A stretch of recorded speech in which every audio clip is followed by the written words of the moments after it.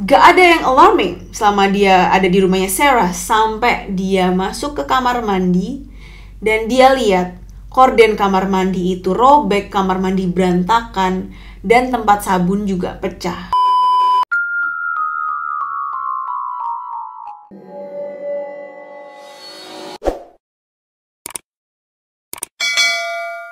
Bada bing, bada bu. Hai bestie ini, apa kabar semuanya? Semoga kalian sehat-sehat aja. Buat kalian nonton YouTube, hai apa kabar? Dan buat kalian yang juga dengerin aku di Spotify, apa kabar semuanya? Sorry kalau di belakang ini kalian bisa ngeliat tumpukan baju-baju aku.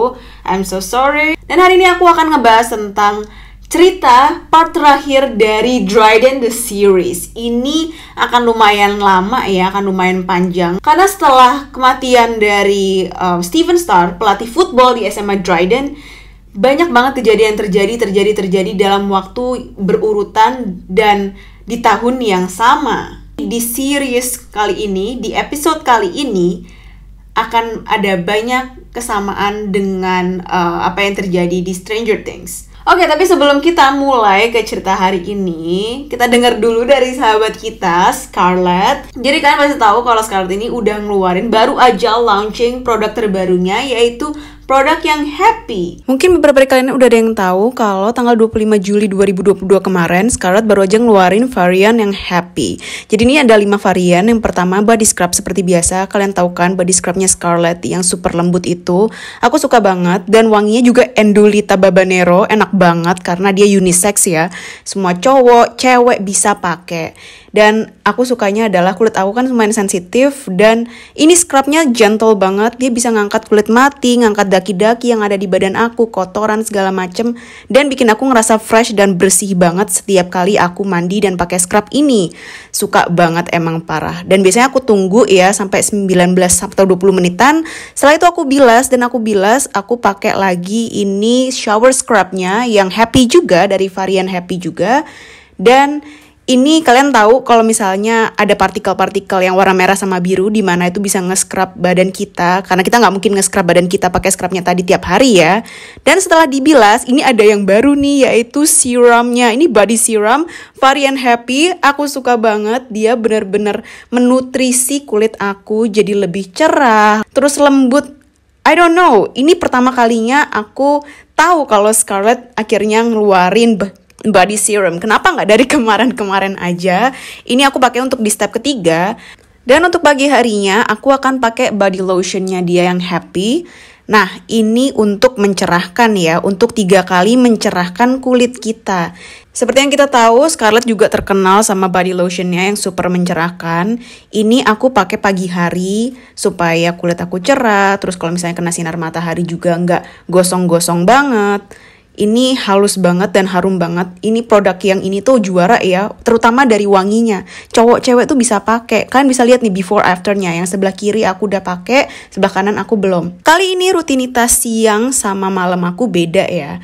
Scarlett ngeluarin ini body cream dan aku pakainya pas malam hari, rutinitasnya beda. Campuran dari serum dan body cream ini akan 4 kali melembabkan kulit kita. Aku suka banget. Kalian tahu kan kalau misalnya, apalagi kalian kalau sering banget di dalam ruangan ber-AC, pasti kulit bakalan kering gila, kering banget. Dan body cream ini tuh ngebantu banget untuk mengunci kelembapan kulit kita, bikin kita fresh terus, gak merasa kulit kita kering. Dan dari AC itu kan kadang-kadang bikin kulit kita kering dan bersisik. Ini, aduh gue gak tahu lagi harus ngomong kayak gimana. Bener-bener suka banget deh. Scarlett, please dong varian yang lain bikin juga body creamnya. Jadi buat kalian yang pengen banget sama varian happy ini, jangan lupa untuk cek Instagramnya di @scarlett_whitening atau di Shopee-nya di Scarlett Official Shop. Linknya ada di description box. Oke, balik lagi ke cerita hari ini. Dan seperti janji aku, hari ini aku akan ngebahas tentang Dryden part yang terakhir. Dan sorry nih kalau aku sambil baca-baca dikit karena panjang banget ceritanya. There's no way I could ever memorize the whole thing. Jadi oke, seperti yang kita tahu, setelah tragedi yang menimpa pelatih football Stephen Starr, sekarang menimpa sama pemain footballnya sendiri. Yang pertama kali kena adalah seorang siswa di tahun 1995 yang bernama Billy Pace. Dia kecelakaan, murni kecelakaan. Setahu aku juga nggak ada foul play. Dan setahun kemudian, adiknya Billy yang bernama Scott Pace juga tewas kecelakaan mobil di tahun 1996. Kalian bisa bayangin gak sih jadi orang tuanya Scott dan Billy gimana sedihnya, gimana sakit hatinya, gimana patah hatinya. Anak yang pertama udah meninggal, anak kedua pun meninggal, dan dua-duanya meninggal karena cara yang sama. Mereka berdua sama-sama sekolah di SMA Dryden, dan pastinya banyak banget dari anak SMA Dryden yang datang untuk pay respect, untuk berkabung, untuk ngelayat. Dan dua di antara mereka adalah cheerleaders yang bernama Sarah Hatchney dan juga Jennifer Baldock. Mereka sedih, mereka nggak nyangka kalau teman mereka sendiri itu tewas karena kecelakaan mobil, tapi mereka nggak tahu kalau sebulan kemudian mereka akan menyusul Scott Pace ke liang kubur. Oke, ini kedengarannya dark banget, tapi hear me out. Sedikit background tentang Sarah Hatchney dan Jennifer Baldock. Ini kenapa aku bilang ngingetin aku sama Stranger Things, karena ini ngingetin aku sama Chrissy. Jennifer dan Sarah, mereka sama-sama baik, pintar, berprestasi, jago di cheerleading. Mereka juga ramah banget, mau temenan sama semua orang. Mereka juga punya jiwa sosial yang tinggi. Sama kayak Chrissy. Chrissy dia nggak pilih-pilih teman, dia temenan sama semua orang. Dia bahkan mau temenan sama Eddie, sorry aku sampai lupa namanya. Pada orang tahu kalau Eddie tuh social outcast, Eddie dianggap freak, nggak boleh temenan sama orang-orang keren modelan Chrissy, tapi Chrissy pun baik, dia tetap temenan sama Eddie. That really makes me think that okay, ini mereka kayak hampir sama nih ceritanya. Kejadian ini tuh terjadi tahun 1996, tepatnya tanggal 4 Oktober. Jadi waktu itu hari Jumat. Jadi malam sebelumnya, jadi hari Kamis, Jennifer tuh diajak untuk nginep di rumahnya Sarah karena orang tuanya Sarah pergi keluar kota ke Maine. Jennifer datang, mereka juga bawa keperluan, siap-siap karena hari Jumatnya si tanggal 4 Oktober ini mereka akan ada pertandingan penting. Jadi kalau di Amerika tuh tiap mulai ajaran tahun baru tuh ada namanya semacam kayak homecoming game football. Game itu penting banget dan pastinya para pemandu sorak harus datang wajib untuk cheering pemain footballnya. Jennifer sama Sarah udah tahu betapa krusialnya game ini. Tapi pas paginya tanggal 4 Oktober Sarah sama Jennifer nggak ke sekolah. Mereka nggak muncul ke sekolah, mereka pun juga nggak muncul ke pertandingan. Padahal mereka berdua tahu betapa pentingnya pertandingan ini. Kok bisa-bisanya mereka berdua nggak bertanggung jawab? Awalnya para cheerleaders mereka cuma kayak kesel kok nggak datang. Tapi lama-lama mereka juga khawatir. Kemana Jennifer dan Sarah? Nggak cuma itu, orang tuanya Jennifer pun juga khawatir. Kok sampai malam Jennifer nggak pulang-pulang juga? Ada apa ini? Akhirnya ayahnya Jennifer pun telepon polisi. Jadi dia punya temen orang dalam ya, ordal gitu kan di polisi. Mereka bilang kalau Jennifer belum pulang dari rumah Sarah dari kemarin, bla bla bla. Dan keesokan paginya, hari Sabtu tanggal 5 Oktober 1996, polisi kayak ngutus seorang penyidik yang bernama Bill untuk datang ke rumahnya Sarah Hatchney untuk cari tahu apa yang terjadi sama mereka berdua. Waktu Bill ini masuk ke rumahnya Sarah, dia lihat ada kayak kostum cheerleading yang pastinya punyanya Sarah sama punyanya Jennifer. Gak ada yang alarming selama dia ada di rumahnya Sarah sampai dia masuk ke kamar mandi dan dia lihat korden kamar mandi itu robek, kamar mandi berantakan, dan tempat sabun juga pecah. Dari situ Bill tahu ada sesuatu yang terjadi. Dia lapor ke orang tuanya Jennifer, dia juga lapor ke orang tuanya Sarah. Orang tuanya Sarah langsung balik dari Maine ke Dryden. Dan waktu mereka sampai ke rumah, mereka langsung sadar, mobil kita hilang satu. Kita ada mobil satu lagi warna abu-abu, kemana kok nggak ada? Oke, makin memanas nih, polisi akhirnya cari tahu di mana lokasi mobil abu-abu milik keluarga Hatchney yang hilang tersebut. Mereka cari-cari, nggak cuma cari mobilnya, mereka juga interview teman-temannya Sarah dan Jennifer. Siapa tahu mereka juga tahu sesuatu gitu loh. Dan muncullah satu perempuan ini yang bernama Carrie Savino. Jadi Carrie ini adalah sahabatnya Jennifer dan Sarah. Mereka sahabatan bertiga. Di malam Jennifer itu pergi untuk nginep di rumahnya si Sarah. Sebenarnya Carrie ini juga diundang, tapi For some reason, last minute, Katie bilang, nggak deh, aku di rumah aja, aku nggak ikutan.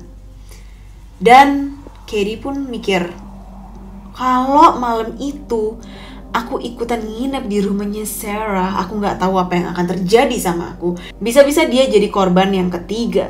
Beberapa hari kemudian, untungnya nggak lama-lama, polisi berhasil menemukan mobil abu-abu milik keluarga Hatchney.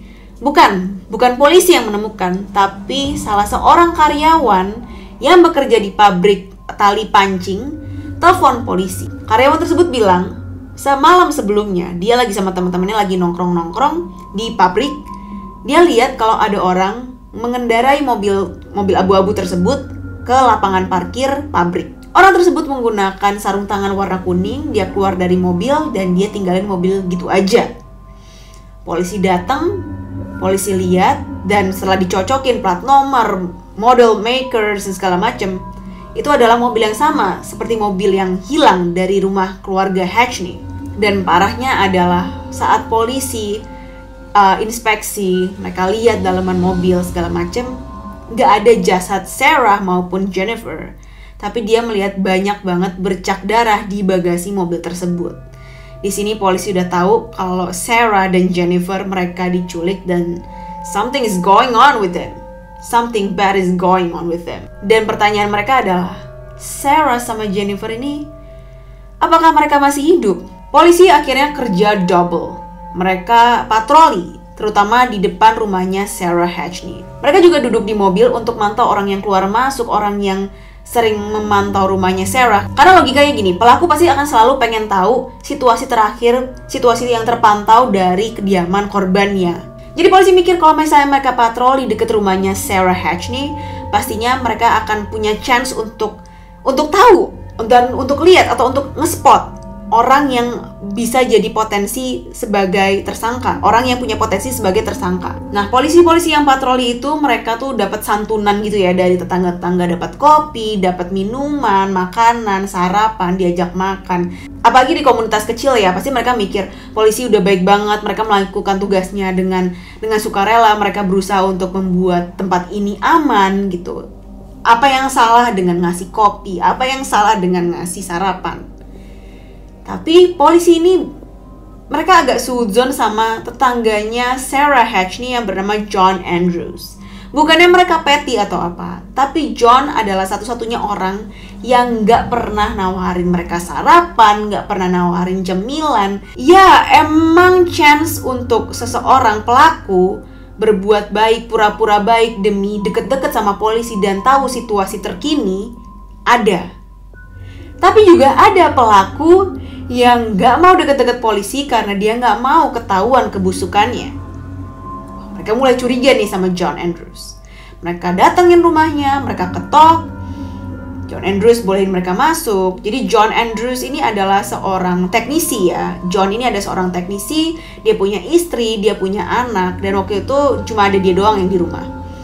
Ditanya-tanyalah sama polisi, kamu pernah ngobrol gak sama Sarah? John bilang, enggak pernah. Yang mana polisi tahu omong kosong. Nggak mungkin. Gimana ya?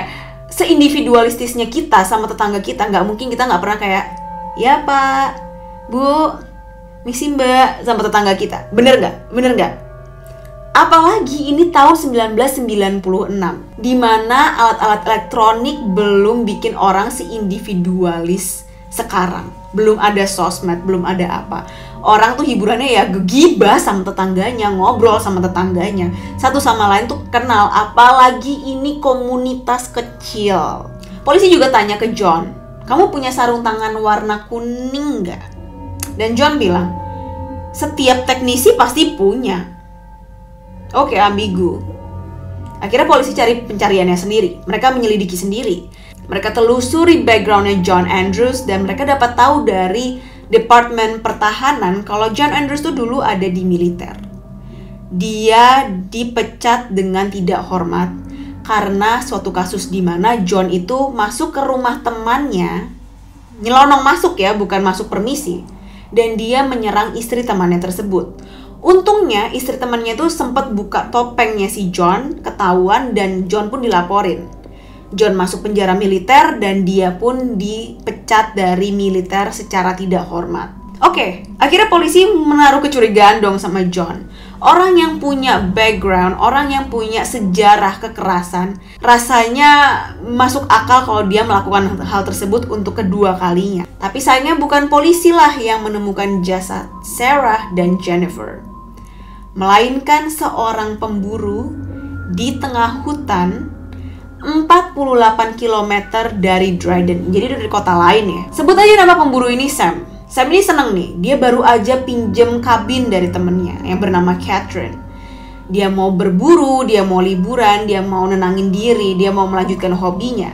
Dia datanglah ke hutan, buka pintu kabin, tada! Di dalam kabin berlumuran banyak darah. Sam, dia memang pemburu, tapi dia shock, nih apaan nih?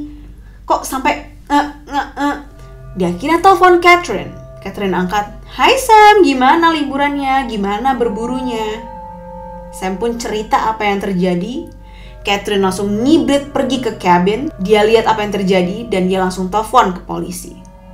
Polisi datang, mereka cek cabin. Mereka bingung kan karena bercak-bercak darah, lumuran darah yang ada di kabin tersebut tuh banyak banget dan gak mungkin ini cuma binatang. Akhirnya polisi cari ke sekitar dan menemukan jasad dari Sarah Hatchney dan juga Jennifer Bolduc, dua gadis yang dicari-cari di Dryden. Akhirnya polisi pun telepon ke pihak kepolisian Dryden. Kepolisian Dryden pun juga bilang, mereka menyampaikan hal tersebut ke SMA Dryden. Semua murid, semua siswa tahu tentang apa yang terjadi terhadap Sarah dan Jennifer dan mereka nangis, berduka. Seharian itu pelajaran ditiadakan. Di saat yang sama, polisi pun nanya ke Catherine. "Oke Catherine, jadi kita lihat ya udah apa yang terjadi, banyak darah di kabin kamu, terus ketahuan juga ada jasad di sini. Kita mau tanya-tanya nih, kita tahu kamu bukan pelakunya, tapi ada orang lain nggak yang kira-kira punya akses ke kabin ini selain kamu dan teman kamu ini?" "Ada sih, adik saya, namanya John Andrews." Udah ya, ini gampang banget ketahuan. Polisi Dryden langsung nangkep John Andrews. Dia diinterogasi, nggak mau ngaku, cuma ngangong doang. Dia bener-bener nonchalant, dia bener-bener nggak peduli sama apa yang terjadi. Dan at the same time dia juga nggak mau ngaku. Dia ditahan sambil nunggu sidang atau yang biasa kita tahu dengan kata remand. Dan selama dia di remand ini, John ini bener-bener chill banget dan gak peduli sama apa yang terjadi, kelihatan gak nyesel. Dia bahkan main kartu sama napi yang lain, gila gak sih? Dan nyeseknya lagi adalah John Andrews tuh dari komunitas Dryden sendiri. Dia bahkan lulus dari SMA Dryden. Kok dia bisa-bisanya punya hati dan pikiran untuk menyakiti sesama orang Dryden gitu loh, sesama komunitas itu sendiri. Bahkan polisi sendiri udah berasumsi kalau John ini udah ngincer Sarah selama berbulan-bulan. Jadi dia tahu kalau misalnya hari itu orang tua Sarah gak ada di rumah, mereka mau pergi keluar kota. Tapi yang John gak antisipasi adalah kalau Sarah bakal bawa temennya ke rumah. Jadi waktu dia udah mau culik Sarah segala macem ada di dalam rumahnya Sarah, dia gak tahu kalau ada Jennifer di situ sampai dia dengar bunyi di kamar mandi karena Jennifer lagi mandi. Dia langsung buka pintu kamar mandi. Dia berantem sama Jennifer. Jennifer ini cukup kuat ya karena dia posisinya di cheerleading adalah sebagai base. Tapi karena dia waktu itu lagi mandi, nggak pakai busana, pastinya dia di posisi yang sangat vulnerable dan dia kalah. Dia pun akhirnya dibunuh bersamaan dengan si Sarah. Dan pada titik ini polisi pun juga nggak mau tahu gimana caranya John membunuh Sarah dan Jennifer. Akhirnya nggak lama kemudian Jennifer dan Sarah mereka dimakamkan. Acara pemakamannya diadakan di aula sekolah Dryden, di SMA Dryden ini. Banyak banget cheerleaders dari sekolah lain yang datang untuk pay respect. Sebagai tanda persahabatan, mereka sedih juga karena sesama cheerleaders. Ada yang gugur. Sarah dan Jennifer akhirnya dimakamkan di dekat rumahnya Sarah. Dan banyak banget orang yang merasa kehilangan. Terutama Carrie Savino yang tadi aku bilang. Carrie adalah sahabat mereka berdua. Dia seharusnya ada di rumahnya Sarah saat hal itu terjadi, kejadian naas tersebut terjadi. Dia nggak tahu dia harus bahagia karena dia selamat, atau dia harus merasa sedih karena kehilangan kedua sahabatnya. Buat kalian yang bilang kalau wah Carrie beruntung banget nih karena dia selamat, just wait and see. Karena Carrie berusaha move on, dia akhirnya pergi kuliah, sampai suatu hari dia balik lagi ke Hotel Dryden. Waktu itu lagi musim panas, bulan Juni tahun 1999, tepatnya tanggal 11. Carrie lagi nyebrang jalan dan dia kecelakaan, ketabrak mobil. Carrie pun akhirnya dimakamkan dekat makamnya Sarah dan Jennifer. Dan itulah yang terjadi terhadap cheerleaders di Dryden. I really don't know what to say about this story. Apa yang terjadi sama Billy dan Scott Pace was a pure accident. Sama yang terjadi terhadap Katie Savino juga, it was a pure accident. Tapi yang terjadi terhadap Sarah Hatchney dan juga Jennifer Baldock, it was disgusting. No, I mean, John Andrews was a disgusting man. Dia menjijikan dan dia pengecut, dia coward. Karena sebelum sidang putusannya, John Andrews akhirnya bundir. Dia ninggalin catatan bundir, dia nggak ngaku kalau dia adalah pelaku dari pembunuhan Sarah dan Jennifer, tapi dia bilang dia menyesal atas apa yang terjadi. Itu aja untuk cerita hari ini. I hope you guys like it. Kalau misalnya kalian nonton dari YouTube, jangan lupa untuk hit the subscribe button, like this video as well, nyalain juga loncengnya supaya kalian gak ketinggalan sama updatean terbaru aku. Dan buat kalian yang dengerin dari Spotify, don't forget to hit the follow button, and I'll see you on my next story. Bye!